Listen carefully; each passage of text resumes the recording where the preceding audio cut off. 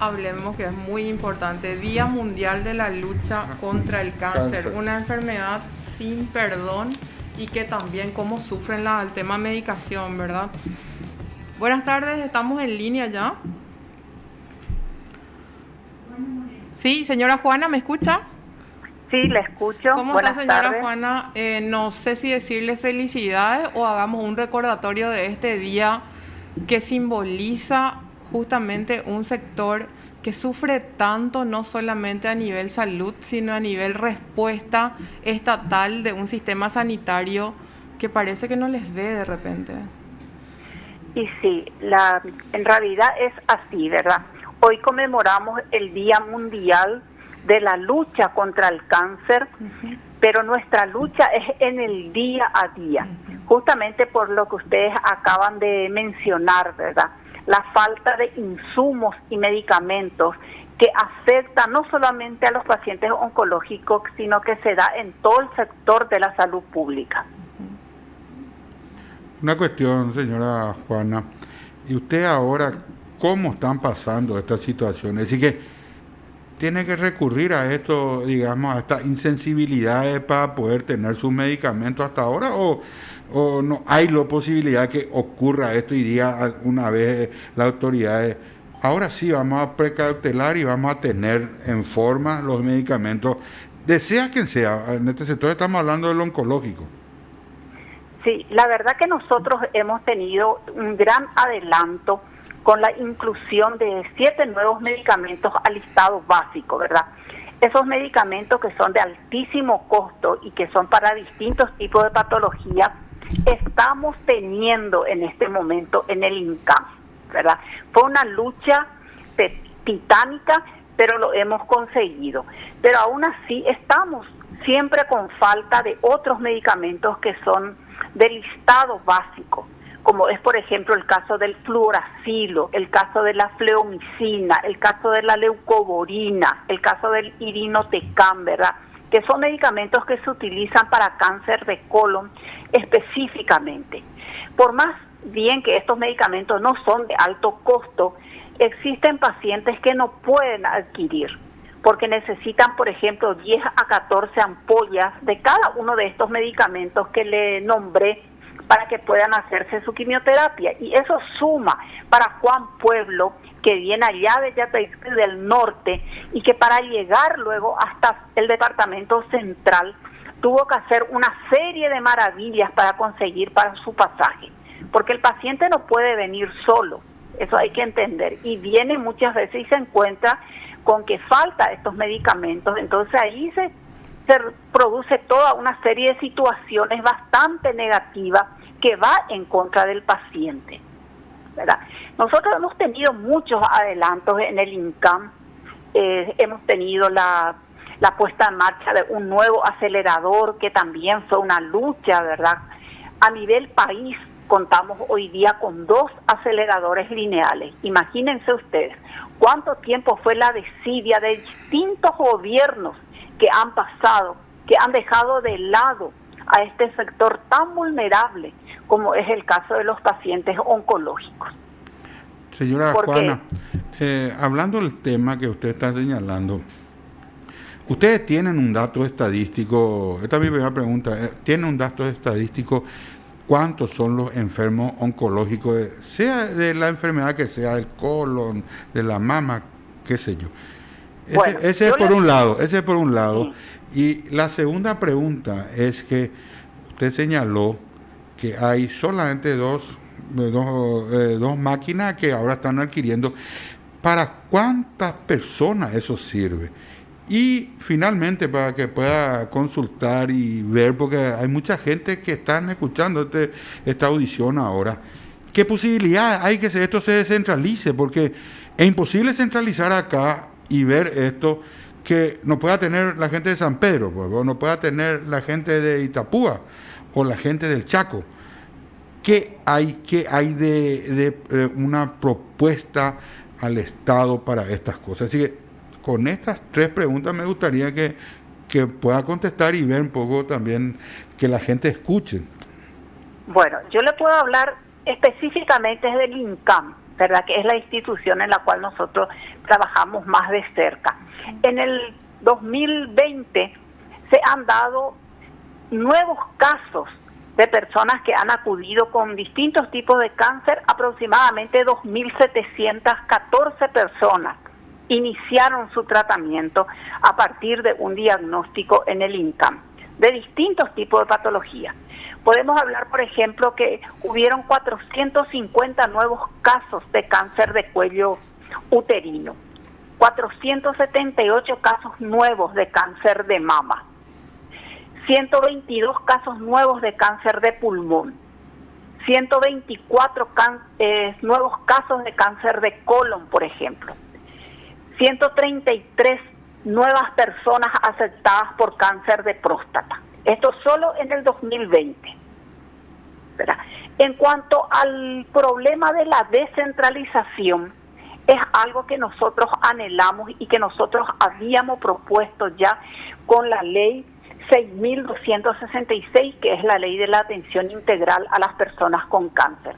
Se está trabajando en ese sentido, ¿verdad?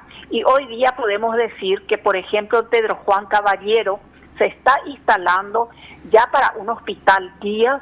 Lo mismo tenemos en Encarnación, está la Fundación Lazos del Sur, que trabaja muy bien. Tenemos en la parte de Hernandarias, por ejemplo, también existe un hospital día oncológico que están trabajando bien. Ahora, ¿cuál es la situación? ¿Verdad? No solamente deben contar con un espacio físico, sino que también tienen que tener los suficientes profesionales como para poder cubrir, y tienen que haber también los implementos necesarios, es decir, el equipamiento, tiene que haber los insumos y medicamentos necesarios. Ahí vamos a poder hablar de una verdadera descentralización. Entonces, este es un trabajo que se está comenzando a hacer, que va a llevar todavía un camino recorrer. Y agradezco la pregunta que me ha hecho, ¿verdad?, con relación a las binacionales. Por ejemplo, Yacyretá puede proveer a Encarnación, de hecho que está dentro de nuestra agenda de trabajo, solicitar a la entidad de Yacyretá la provisión de un acelerador, de tal manera que Encarnación pueda contar con ese implemento. Lo mismo Itaipú, ¿verdad?, en Hernandarias. Entonces, eso va a hacer de que la gente no tenga que migrar hasta Central, llegar hasta Capillatá para poder hacerse hoy día su tratamiento de radioterapia. Porque estas dos máquinas que tenemos, y aparte nosotros tenemos un servicio de tercerización, ni así podemos dar abasto a la cantidad de pacientes que necesitan ese tratamiento. Siempre tenemos una lista de espera con esos dos aceleradores que funcionan en el INCAN y más el servicio de tercerización que se están dando, porque son aproximadamente 80 pacientes por máquina. Y como todo equipo, ¿verdad?, eso se resiente en algún momento. Y perder un día de radioterapia para un paciente que está haciendo el tratamiento es bastante difícil. Señora eso tiene Juana, que ser en forma continua. Sí, señora Juana, tengo una consulta no muy agraciada, pero que es muy importante también, porque hablamos todos los días, más todavía en este tiempo de pandemia, de la situación COVID, y es el único reporte al final que día a día va teniendo efectivamente las personas que pierden la vida a consecuencia, ¿verdad?, de otras patologías también asociadas con el virus. En el mundo del cáncer, ¿hay más o menos en Paraguay un número que se pueda manejar diaria, semanal o mensualmente, la cantidad de personas que perdieron la vida a consecuencia de esta enfermedad? Bueno, a nivel país no sabría decirle, ¿verdad? Pero a nivel de lo que nosotros manejamos, de acuerdo a nuestros asociados, nosotros hemos perdido aproximadamente 200 pacientes. Eso es entre INCAM, Itagua, tenemos IPS, el Hospital de San Pablo, ¿verdad?, porque tenemos asociados que son de esos centros, ¿verdad?, y estamos siempre en comunicación. Más de 200 casos así que se han dado directamente a consecuencia del cáncer. No tenemos una estadística, como le digo, a nivel país. Entiendo. Pero en el INCAM diariamente fallecen 2 a 3 personas por cáncer, diariamente. ¿Y el rango de las Inclusive puede edades ser más o más. menos? Y las edades varían. Hay personas muy jóvenes, hemos tenido compañeros de 30, 35 años que han fallecido, especialmente mujeres que estaban afectadas con cáncer de mama. Lo mismo ha sucedido, ¿verdad?, en el caso de pacientes que estaban afectados con cáncer del hígado, que es muy agresivo, se van mucho más rápidamente, muchas personas jóvenes. Lo mismo se da también el caso de ciertas enfermedades que son relacionadas a la sangre, por ejemplo. Si bien en el INCAN nosotros no tenemos ese servicio, sí tenemos asociados que son, por ejemplo, del Hospital de Clínicas y del Hospital Nacional de Itagua, que también han fallecido a consecuencia de leucemia. Y para finalizar, por mi parte, señora Juana, ¿qué piensan ustedes para este año 2021? ¿Va a disminuir este tema o va a ir avanzando con este problema, esta enfermedad en nuestro país? Y bueno, existen muchos factores, ¿verdad?, que van en juego. Ustedes deben comprender que el cáncer no es una enfermedad que aparece de un día para otro. Lleva un largo proceso, ¿verdad? Y lastimosamente muchas personas ya llegan en un estadio muy tarde a los centros asistenciales. Esa también es una problemática. Están a lo mejor con un diagnóstico errado, o van a otros especialistas que no son precisamente del campo de la oncología, y ya cuando después en última instancia se encuentran, llegan. Eso generalmente no tienen mucha prevalencia de vida. En cambio, cuando son pacientes que llegan en un estadio muy temprano, ¿verdad?, tienen muchas posibilidades de ir sobreviviendo. Y tenemos que cambiar, ¿verdad?, porque existen muchas series de factores de riesgo, como el caso del tabaquismo, el alcoholismo, la obesidad, ¿verdad?, que está muy arriesgada desde niños. Hay muchos niños obesos, y esos niños, cuando lleguen a una etapa adulta, generalmente van a ser potenciales personas a sufrir algún tipo de cáncer, ¿verdad? Según las estadísticas mundiales, se habla, ¿verdad?, de que cada vez el aumento, ¿verdad?, de pacientes con cáncer va a ir. Tenemos, por ejemplo, estadísticas que nos dicen de que cada año a nivel mundial son diagnosticados 14 millones de casos nuevos, ¿verdad? Sí.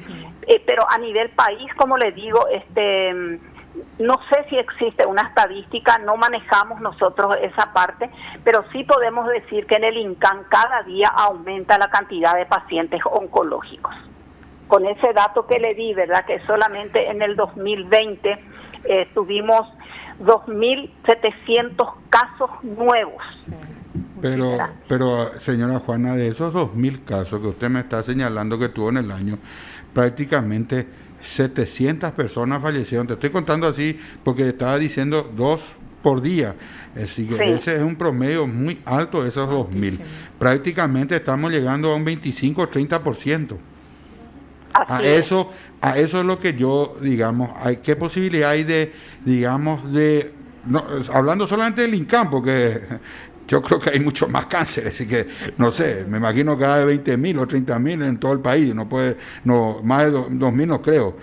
Pero sí, viendo, trabajando, que usted hace mucho, ¿qué posibilidad hay que en el INCAN de esas 2.500 se pueda bajar a 2.000, por decirlo? Y también que de esas 2.000, por lo menos, no sé, para ser más realista, que mueran 300 o 400, la mitad de lo que está muriendo al año.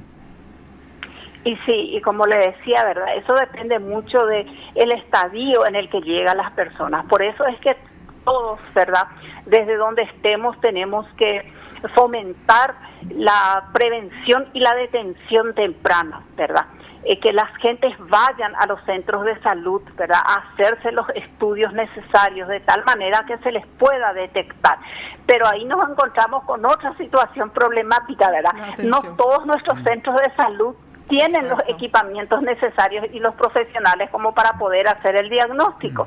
Entonces eso hace, ¿verdad?, que el diagnóstico se vaya retardando en muchas personas.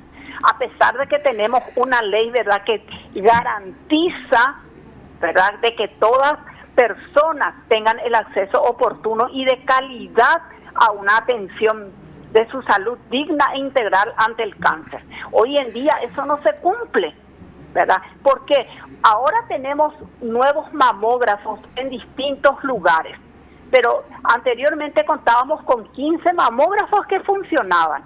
Entonces, para la cantidad de población que somos, eso es poco, ¿verdad? Entonces nosotros abogamos a que se hagan un mayor esfuerzo de tal manera a que se puedan dar los equipamientos necesarios y los profesionales necesarios para que podamos ir deteniendo esto, porque si no, pues es mero discurso lo que hacemos, sí, de prevención. Que es lo que suele suceder siempre, señora Juana, cuando estamos en fechas específicas, por ejemplo el de mamas y también coincidentemente en el mes de octubre y en el mes de noviembre, el que afecta justamente al sector masculino es bombos y platillos, hacete el test, que no te toque, que no te pase, que azul, y después queda ahí, es meramente publicitario parece, hasta si se quiere. Y sí, y eso es lo que tenemos que cambiar, ¿verdad?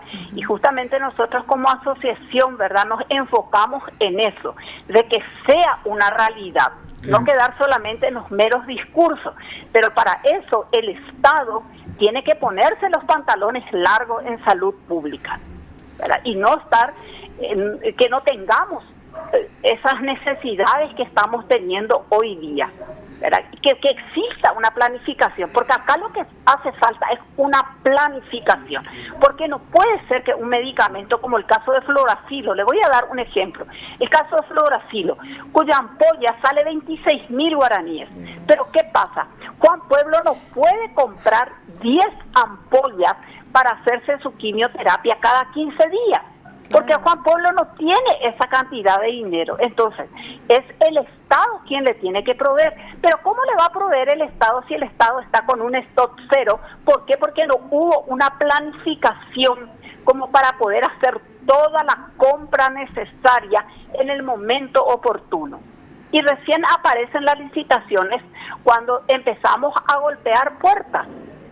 A manifestarse, porque vienen hasta el frente, a la calle, pues los enfermos cuántas veces utilizan sus redes sociales, vienen a manifestarse hasta frente al Ministerio de Salud. Es tan triste la situación en la que uno se tiene que ver pidiendo socorro para ser atendido y ser asistido. Realmente es bastante complejo. Señora Juana, le agradecemos muchísimo el contacto y desde aquí le enviamos todo el positivismo y mucha fortaleza y también fomentar, como usted dijo, hacerse los controles, tratar de llevar una vida lo más sana posible porque al final todo repercute nuevamente. Muchas gracias por el contacto. Así es, muchísimas gracias a ustedes por el espacio, que tengan buenas tardes. Fuerza, señora Juana. Te informó PDS Radio TV Digital. ¡Qué día! ¡Qué cosa! ¡Qué día, María! O sea, Maisha pico yo y cuapata, dice uno. Ahora haré cuarango las cosas. Maisha pico no le cuamo. Ay,